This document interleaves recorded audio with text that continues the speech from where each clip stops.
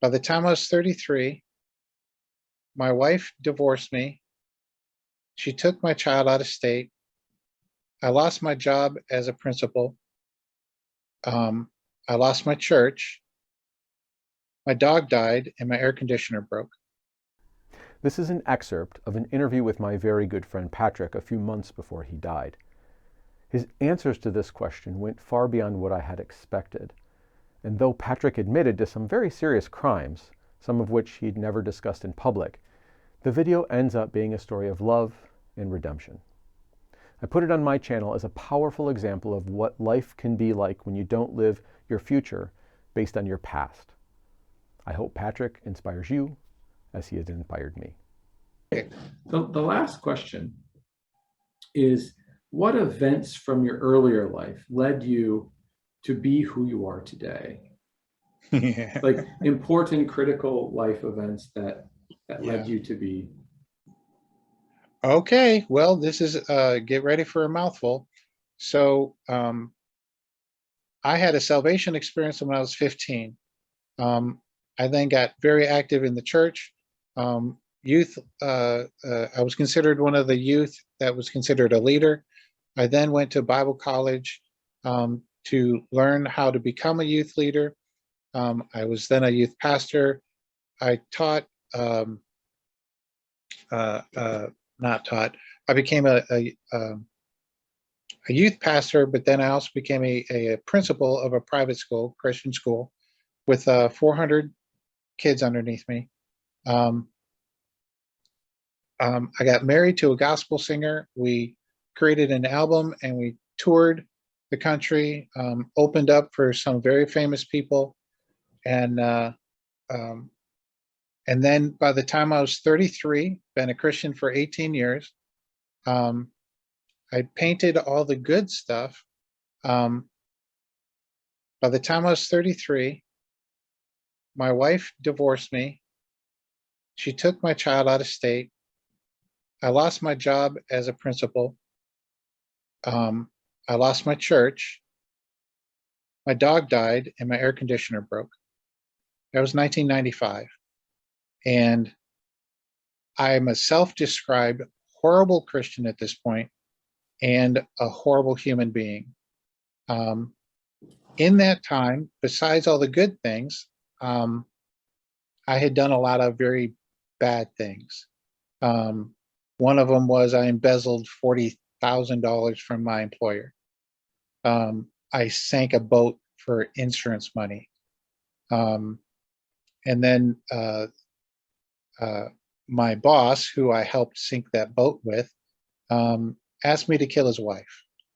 Is that dramatic enough for you? Now, I didn't do it. I turned him in, and he got arrested and he got put in jail.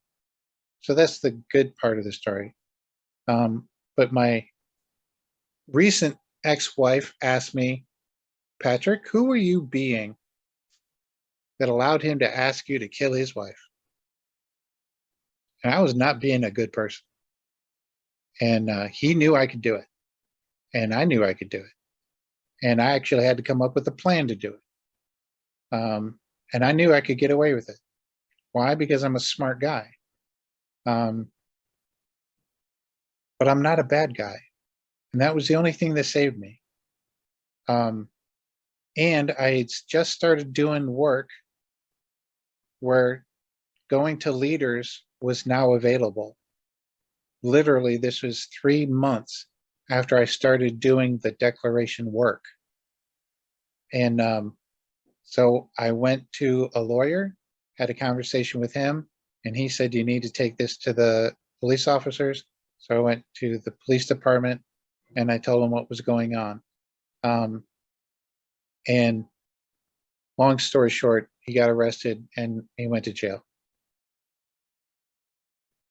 But the question that my wife asked me was, who are you being that would allow somebody to ask you to do that?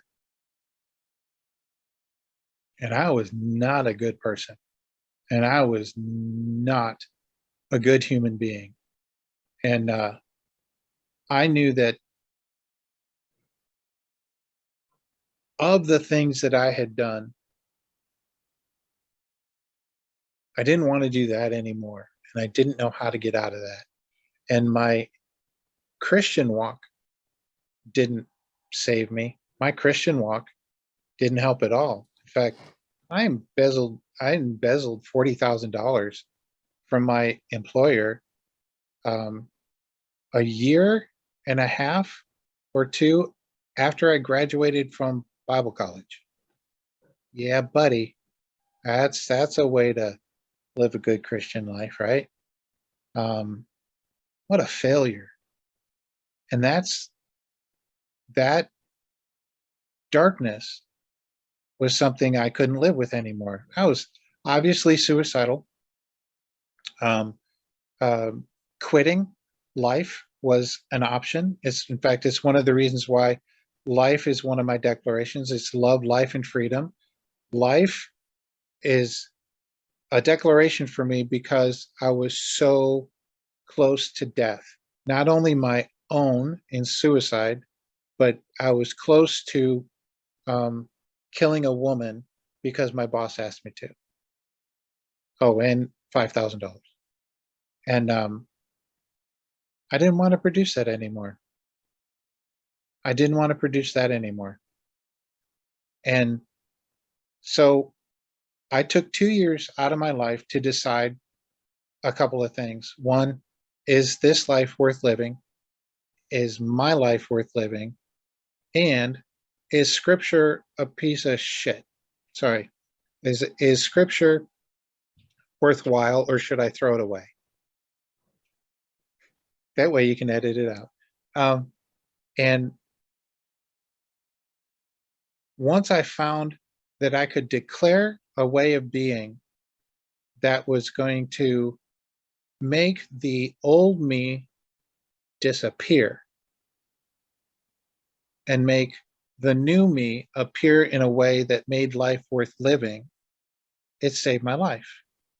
What I spent once I saw that that's the type of human I was, what I turned around and did for my employer, that the guy that Don, the guy I worked with the 6 businesses, is I brought integrity to his accounting system because I had used the loopholes in the system at my other employer. What I did is I fixed all the loopholes in Don's system. And when we got audited by the IRS, we actually were written up as being one of the most integrity in a cash-based system that the agent had ever seen. And I still have that piece of paper where she wrote that because that meant I was overcoming the regrets of my past. Remember, I told you there were regrets, right? And I didn't have to be that person anymore. And now I don't have to worry about everything that type of life made you worry about. I'm worry free. I don't worry about anything. I worry about, whether I'm going to live or die. Yeah, okay, well, but I don't even worry about that. I'm literally living. I'm alive right now. So what can I do? What can I do? What can I do? What can I do? Is there some person I can talk to? I really want to do this for another 100 years. I love my declaration. In fact, one of my goals, one of my actual goals, is to make it to 66. So that I can at least say that I lived half my life as a decent person rather than such a loser that I started the first half of my life with. For now, so far so good. I got 25 years in. I got about 8 years to go, and by the time I'm 66, I'll be able to go. All right, at least half of my life was spent worthwhile.